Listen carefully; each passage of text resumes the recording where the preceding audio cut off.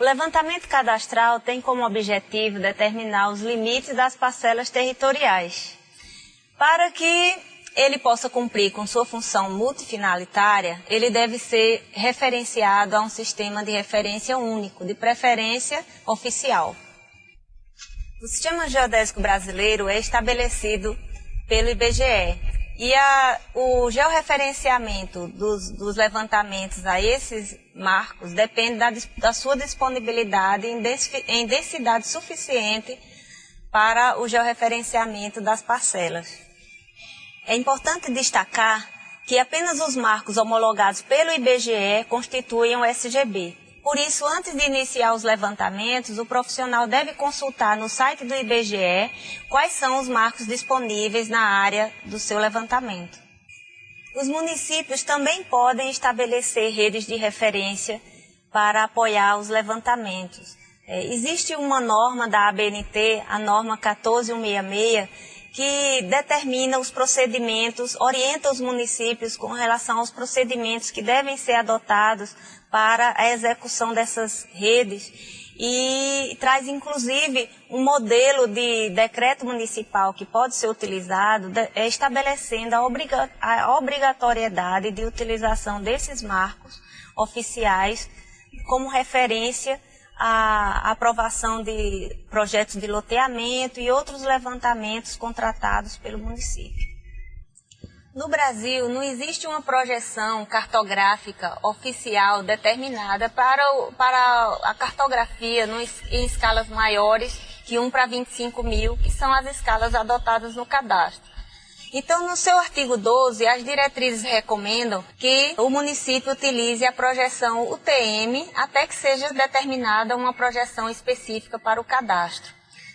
Para aqueles municípios que já produziram a sua cartografia utilizando outras projeções como LTM, RTM ou mesmo o plano topográfico local, essa cartografia pode continuar sendo utilizada. Os limites legais de uma parcela são aqueles determinados, são aqueles descritos nos documentos de propriedade ou outros documentos oficiais, como descrição de unidades de conservação e outras descrições de terras públicas ou outros tipos de parcelas territoriais, né? Por isso, esses limites nem sempre eles estão materializados fisicamente no terreno. Então, a sua determinação deve ser feita através de métodos topográficos ou geodésicos. Os limites físicos são aqueles que são materializados no terreno, através de muros, de cercas. São os limites visíveis, portanto, podem ser obtidos através de levantamentos por sensores remotos, como fotogrametria ou imagens de satélite, desde que atendam à precisão desejada para o cadastro. Também podem ser levantados por métodos topográficos ou geodésicos, da mesma forma que os limites legais.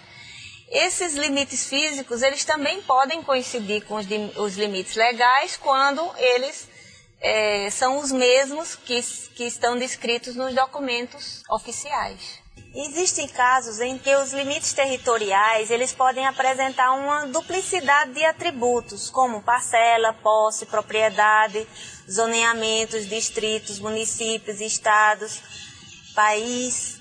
Nesses casos, né, em que o mesmo limite corresponde a mais de um atributo, a ordem de preferência deve ser dada ao atributo maior. Por exemplo, o limite do país tem prevalência sobre o limite da parcela, ou o limite do estado tem prevalência sobre o limite do município, e assim por diante.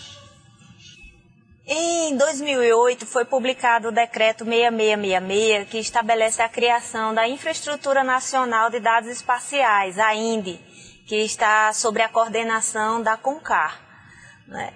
É muito importante essa Infraestrutura Nacional de Dados Espaciais e é desejável que no futuro os CTMs também possam ser integrados a essa INDE. Por isso, é importante que desde já a cartografia produzida pelo CTM já adote os padrões estabelecidos pela INDE.